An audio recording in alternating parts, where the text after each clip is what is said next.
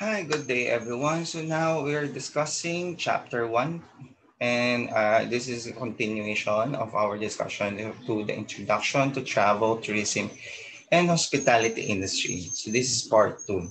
So I believe that you all have already watched and analyzed the part 1 of our discussion. So to continue, we have already discussed the purpose and the meaning of the industry. So nandito pinasok natin yung mga travel motivators. No? So they are the one that propels tourism to its a new height of what we're now seeing. Next is, of course, we have discussed the major players and sectors that comprise the industry. So nandiyan yung aviation, hospitality, food and beverage, and many other more. Okay, so we have the market and we have identified two major category of markets, the individual buyer and the organizational buyer. And finally, in part 1, we have discussed the major roles of those regulators. So regulators are important in a way that they ensure fair trade and also keep the marketplace or the market and the industry in a very optimal balance. Okay, because this player represents the demand and supply, which affects the price, right? And of course, the regulator has a tendency, of course, to protect the welfare of the market. Next, in this sense, in this module, we're going to discuss the significance and contribution of the travel and tourism and hospitality industry. So what are the specific significance and its economic contribution? Okay. And also, we're going to discuss the job opportunities, okay, that are available for this industry. That we, of course, currently right now, there is also the job loss that we're seeing in news. No? So these are medyo trying time for the industry. But of course, when we are over with the pandemic and travel restriction is relaxed, so makakakita ulit tayo ng pick up. And of course, there will be a job opportunity for all possible employment opportunity and of course career building na rin dito sa industry na to. At the same time, what are the perks of working in this industry? Kasi syempre kanya-kanya industry, kanya-kanya rin ng advantages and disadvantages. So of course, this industry has many advantages kasi wala naman masyado magtatrabaho dito kung wala naman siya advantage. No? So of course, there is something special about this industry. So bakit ang daming taong gustong pumasok at daming taong nagtatrabaho sa industry nito? Okay. So next. So what are the specific economic contribution of tourism? So according to the World Travel Tourism Council, these are the specific economic contribution of tourism. First, it's 1 out of 10 jobs in the world or in global sense is created in tourism. So meaning to say there is a very substantial impact of tourism in terms of job creation. Kaya there is a motto nga na ng government, no? Tourism brings jobs. It's not only bringing money, it's not only bringing dollar, but it also creates jobs. Okay. So these jobs are, of course, syempre, nakita naman natin, stable siya. Kaso lang, hard hit by pandemic. So, yun, medyo, hindi naman tourism lang. So, maraming industries yung affected din ng pandemic. So, not just tourism, dami din talaga. So, syempre, this pandemic is quite special. And sabi nga nila, it's a black swan. Hindi natin na-expect, pero nangyari talaga. So, these are parang trying times. So, of course, tourism is also a cyclical business. So, pag walang consumer confidence, pag yung mga tao ay gumastos, of course, nagko-contract ang turismo. Kasi nga, nature niya talaga is more of wants rather than needs. Diba? Okay, next is, of course, tourism brings money, a lot of money, and this is in form of foreign currency or foreign reserves. Now, according to this research, they have generated 1.7 trillion in exports. No? So, yeah. And tourism also comprised the world GDP production or output as 10%.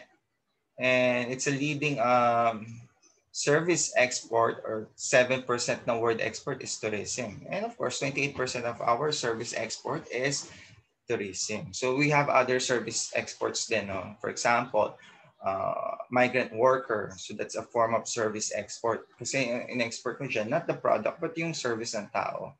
We have the service export ng migrant worker. So we have Philippines, Indonesia, Vietnam. Yan. These are mga manpower ng ibang countries. No? Right now sa ibang bansa talagang makikita mo yung manpower ng turismo is mostly Filipino. So if you go to Dubai, go to Hawaii, you go to Guam, so makikita mo talaga yung significant contribution ng Filipino race in terms of tourism. Kasi syempre tayo isa sa mga pinaka most hospitable nationals sa buong mundo. So sabi nga nila, ang galing natin pagdating sa turismo. Of course, syempre, perfect combination. We have the English language as our means of communication, and of course, our general pleasing personality. So, ganun siya. So, medyo angat tayo sa hospitality and tourism. Okay. And dito rin papasok yung tinatawag natin business processing outsource, so BPO, mga call center. That is also a service export. Okay. But the problem with the first two, no, service export ng migrant worker and yung sinasabi nga natin, BPO, is problema kasi dyan is wala masyadong nakikreate na wealth, okay, or limited yung wealth creation niya. Bakit? Kasi pag nag-BPO ka lang, ano bang nangyari? Of course, nagsahod ka, yun lang. And of course, gagastusin mo yung sahod mo. So that's it. So yun lang. Kung migrant worker ka, nagtatrabaho sa abroad, syempre, ang impact lang niya, may sweldo ka. So mostly, nasa abroad ka, kukonsume ka sa abroad. Tapos yung remittance mo papadala mo sa Philippines, i-consume naman ng family mo yun. So, ang benefit lang is mostly consumption. And of course, yung nakinabang lang din sa pera is ikaw at yung familya mo. So, yun lang.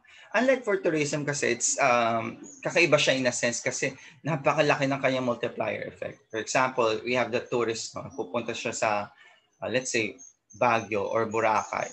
So, pagpunta niya sa Baguio and Boracay, magkukonsume kagad siya. Kasi yung transportation na ginamit niya, babayad agad siya. And this transportation company will pay its employee. The same is true for the hotel or yung kanyang accommodation. So, gagastos din siya.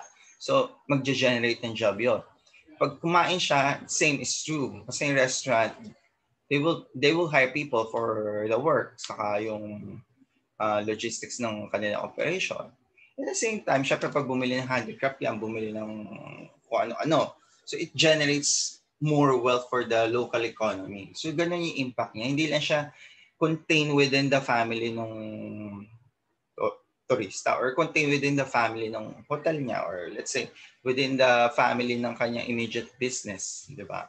So kumakalat siya. So kahit nag-check-in siya sa hotel, may pakinabang pa rin yung other sectors. Kasi nga, gumagastos siya at willing silang gumastos because of course ang general sense ng tourist is of course mag-enjoy, and one of these activities na makakapag-bring ng enjoyment sa kanila is yung shopping or spending sa mga activities natin. So that's kaya tourism in a sense is high value activity siya. Hindi lang siya basta export in terms of service. No, it's high value activity. And even in fact, we are, syempre, hindi natin sure kung talaga na-trace yan. Kasi napakahirap i-trace ang multiplier effect ng tourism. Kasi ang daming branches. Okay. So now, let's go now with the local setup. So for the local setup, according to the Philippine Statistics Authority, so tourism is ranked the second biggest export item. So in terms of export, no, bakit export ng tourism? Di ba dito kinonsume export? Yun nga yung kakaiba sa kanya. So tourism is treated as an export item. Bakit? Kasi yung dollar mo, yung foreign currency, hindi siya lumabas. Okay. Diba? Kasi pag import, yung goods papasok sa country. Yung currency, yung pera natin, dollars natin, lalabas siya sa country. So import yon.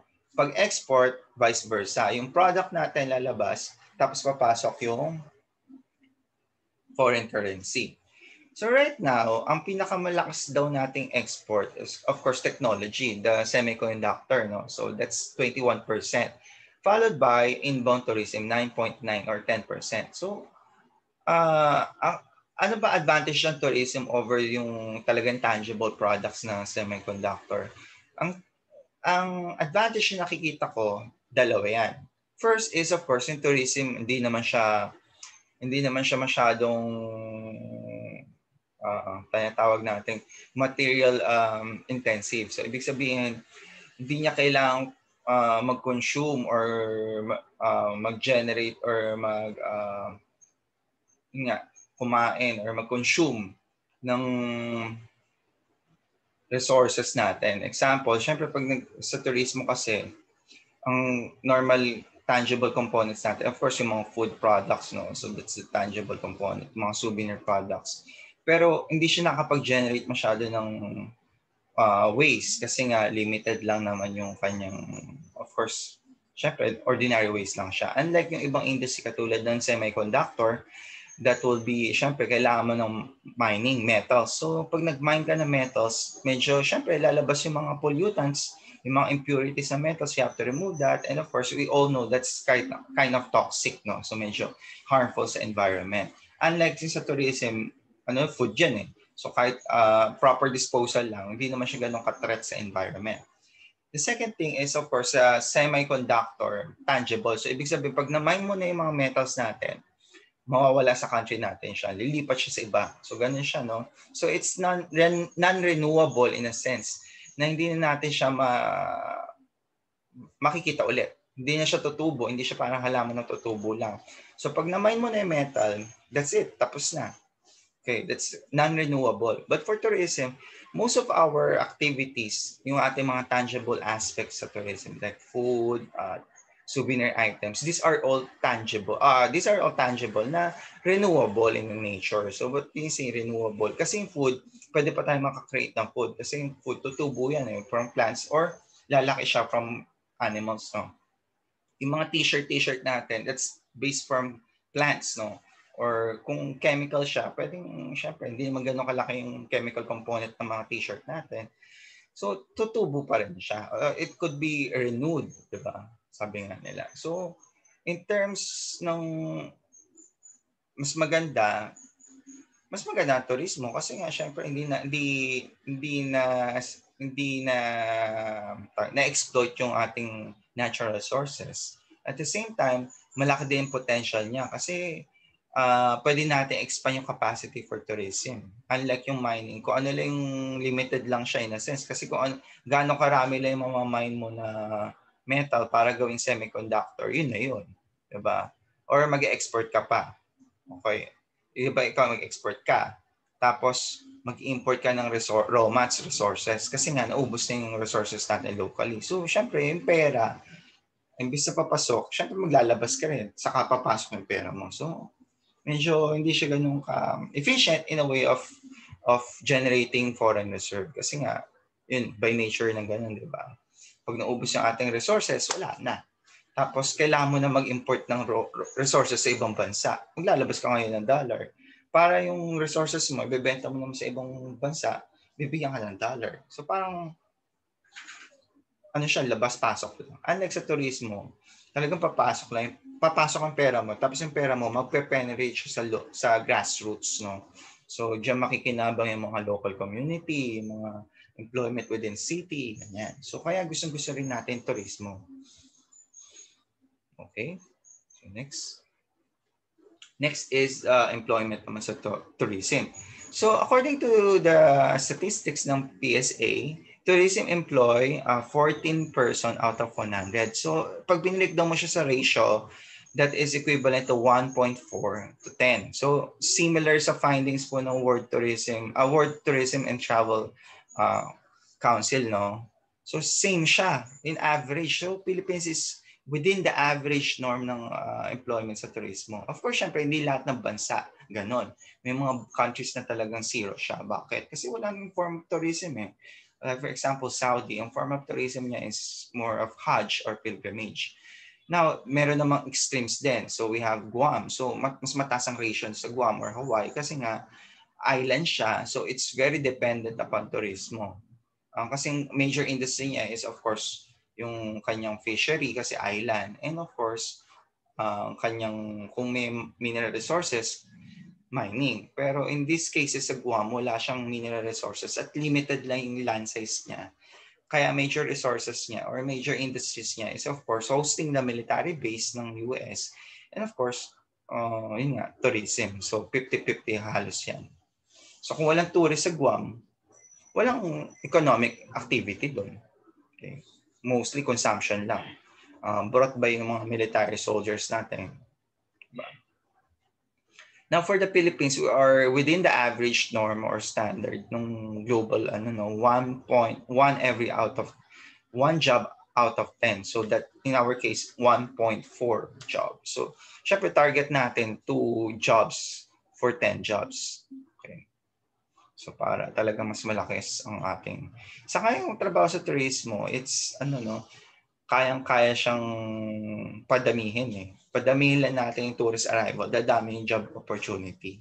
Of course, syempre, taas din natin ng job unemployment rate natin. Of course, nandito rin pumapasok yung job underemployment and of course, other factors, unemployment, ganyan. Next. So what are the job opportunity under this industry? So ngayon, syempre, my subject is travel and tour management and of course tour guiding. So syempre concentration ko mostly dun sa job opportunity under those subjects. But of course napakalawak niya.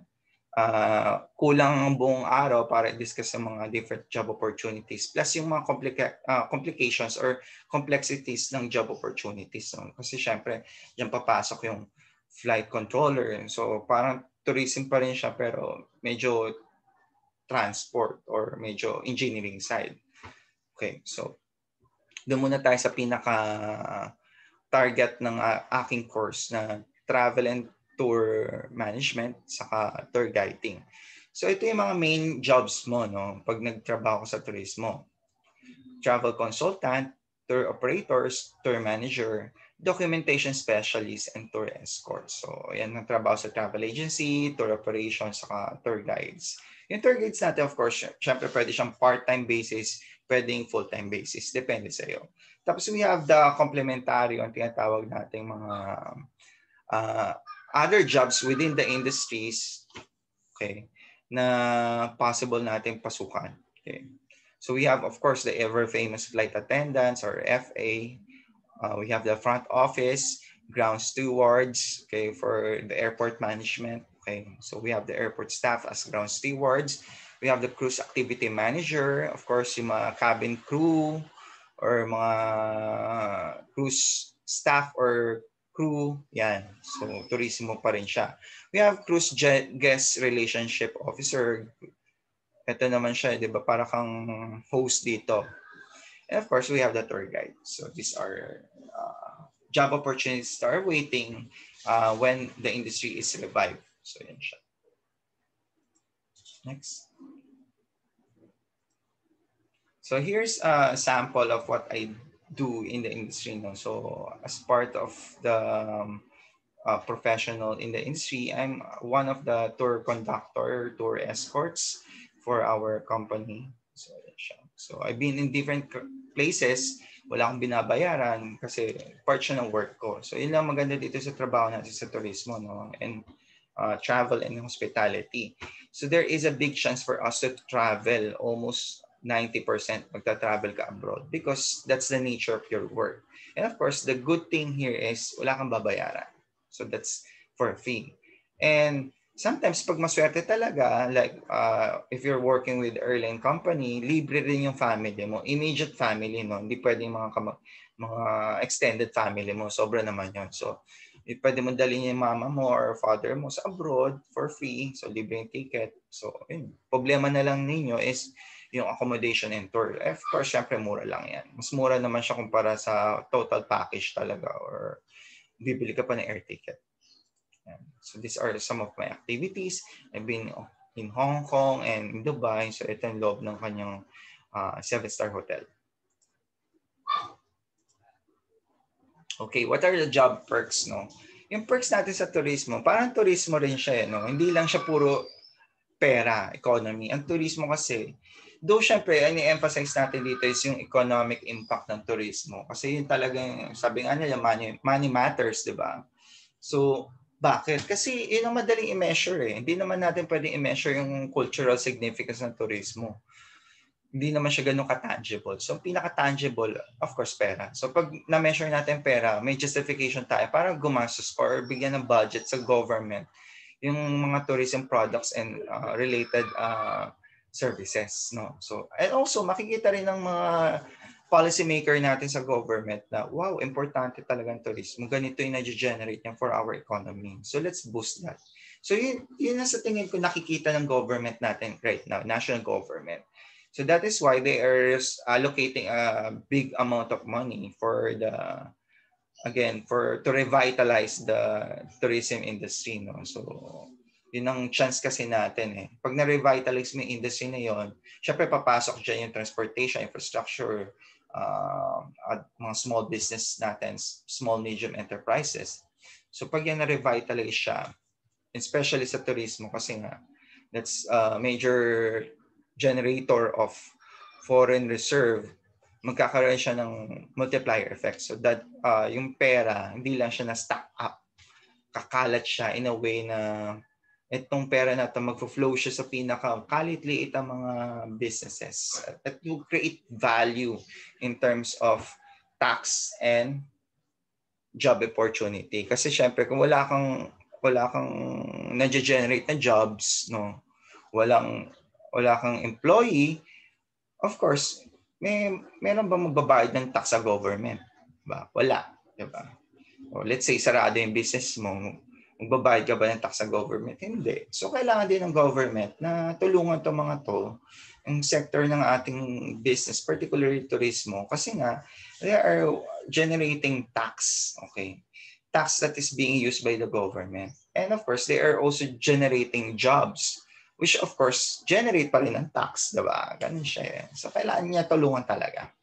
So, ngayon, so what are the job perks nito? So, let's focus about the monetary side kasi yun ang madaling i-measure. And again, of course, I would like to emphasize na again, yung trabaho, hindi lang siya monetary, no? Meron tayong tinatawag yung non-monetary. So, bakit ka nag-stay dyan sa company or dyan sa profession? Kasi gusto ko. Okay. So granted, gusto mo na siya, granted na interesado ka, granted na ano. So let's concentrate na lang sa monetary para madali tayo. First, kaya marami may gusto dito sa industry na to is, of course, yan nga, free travel and of course, nagta-travel ka and binabayaran ka pa. So that's one reason kung bakit ang daming sumasampa ng cruise ship, no? So gusto nila mag-travel abroad, libuti ang buong mundo, makikita mo siya. At the same time, nag-work ka and of course you earn money. So that's one perk. So kaya mabenta ang cruise. At the same is true for mga flight attendant, for travel agent, for tour guide. So yun, totoo talaga yan. So as working professional sa industry natin, yun ang pinaka magandang reward. Next, of course, if you're a travel agent, you're a tour guide and tour operator, you earn commission. So kung sa sales ka, no, sales department, may commission siya. So the more you sell, the more you have the commission. Okay. So in hospitality, ang commission nila is mandated by law. We have the service fee, the service charge, no. So parang that's some sort of a commission. But of course, hindi naman siya ganung in technicality, hindi naman talaga siya commission. Okay. Some sort lang, parang nare-relate lang siya. Okay. Next is rebates, no? Ano yung rebates? Pag bumili ka kasi ng something sa industry, let's say bumili ka ng airlines, may parang libre kang isa, okay? Or ito yung binibigay sa'yo ng mga suppliers, no? For example, you are a tour guide and travel agent ka. So bumili ka ng ticket for your guests. Let's say bumili ka ng 30 tickets sa Enchanted Kingdom. Of course, meron ka libreng dalawa o tatlo, diba? Rebates na yun. Of course, syempre, it could be in the form of goods or services or cash yung rebates mo. Okay? Ito yung babalik sa'yo pag nakapag-purchase ka in bulk. Okay? Next is, of course, this one is a very useful. Hindi naman siya ganun ka-monetary directly, but it will lead to a monetary implications someday if you use that properly. So yung tinatawag natin connection. So connections with SSS. So bakit connection? Of course, this industry is very lucrative industry. So marami ka makikilala mga bigatin. So yung mga talagang malalaking tao sa industry na to. Kasi syempre, sila yung may kaya mag-travel. Especially if you're line ng market ng travel agency nyo or ng tour company is more of the high end. So dito makikita yung mga CEO, yung mga president of different companies. Of course, syempre, dahil you're trusted travel agent, may access ka sa secretary, may access sa kanila. So basically, if gusto mo mag-ship sa ibang career, maaaring ito ay maging dahilan or maging way for you to have a other career sa ibang industry kung nakita niyo mas potential siya. Or maaring if you put up your own business, kasi let's say nag-put up ka ng sariling travel agency, of course, syempre may connection ka na. And of course, kung ayaw ng travel agency, syempre kanya-kanya naman tayong events, di ba? So kung may event business ka, so these are the people that might help you along the way. Either the client or yung mga suppliers natin. And of course, there are many other more advantages or perks, no? So napakahirap niya isa-isahin. So these are some non-monetary perks na na-observe ko. First is learning. Kung kayo mahilig kayong matuto or about culture, yung gusto niyo ma-explore yung ibang lugar, matuto, mag-aral, of course, this industry is right for you. Kasi syempre, dito ang aral natin very practical eh. Ganito pala ugali ng mga Hapon. Ganito pala ugali ng mga Amerikano. Medyo pala mga Chinese, no? May ibang kultura nila. So these are parang mga learning natin. So maraming learning moments sa turismo. So that's the thing that I love for this kind of industry. So hindi lang limited ang learning mo to a perfect na kakahon. Napakalawak niya kasi napakalawak ng perspective ng turismo. So you can view that as a cultural learning or you can view that as social learning. Yeah. Another contribution or perks din ng turismo in employment is of course syempre it will lead you to better deal with people. It improves your personality. It improves your interpersonality skills. Kasi syempre, sa turismo, napakarami natin mga guests. At yung guests na to, kakaiba ugali. Mga kanya-kanyang ugali yan. At of course, syempre, different races. Different races, of course, kailangan mo maging flexible. And at the same time, kailangan enhance ang communication at interpersonality skills mo. Okay.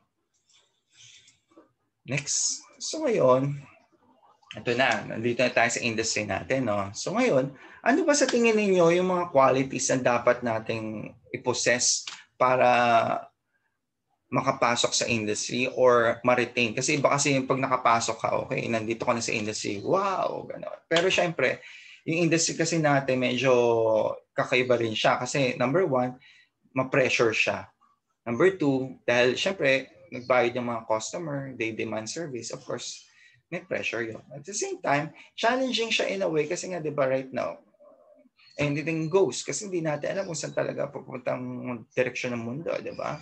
So again, tourism is highly affected by external circumstances yan. Example, right now, pandemic. Last year, ano bang political noise, di ba? Yung mga travel ban. Last year, mga uncertainty kasi syempre yung mga political, mga terrorism, etc. And simpleng bagyo nga alam, may flight cancellation di ba? So these are very demanding ang industry natin kasi napakaraming factors na pwedeng mag-affect dun sa quality of service ng industry. Okay. So ano sa tingin mo yung dapat yung i-possess bilang syempre mga estudyante tayo or yung mga ibang tao na gustong pumasok sa industry na to? Ano ba sa tingin niyo dapat yung i-possess? Ano bang talent, skills, value, vision, goals, educational background ang dapat meron tayo? Dapat ba tourism graduate ka para pumasok sa turismo? Or HRM graduate ka or hospitality management graduate ka para pumasok sa hotel and other businesses na related sa turismo? Or pwede naman siguro willing to train ka lang. Okay. So ngayon, alamin natin. So comment po tayo para malaman natin talaga kung ano sa tingin niyo yung qualities na dapat natin i-possess. Ngayon, pwedeng more than one yan. Okay, kung marami kayo naisip. Pero syempre, Kung isa lang, okay na yun. Mag-comment na po tayo sa video to. Okay? So ngayon, yan. So kung nagustuhan niyo po yung presentation, like lang. Of course, syempre, huwag kalimutan po mag-comment. Sulat po yung qualities na hinahanap natin sa turismo at paano rin tayo tatagal yung mga qualities na dapat nating possess para tumagal tayo sa industry nito. And of course, syempre, kung nataypan niyo po aking or nagustuhan niyo po aking video, subscribe po tayo. Thank you. Yeah, bye-bye.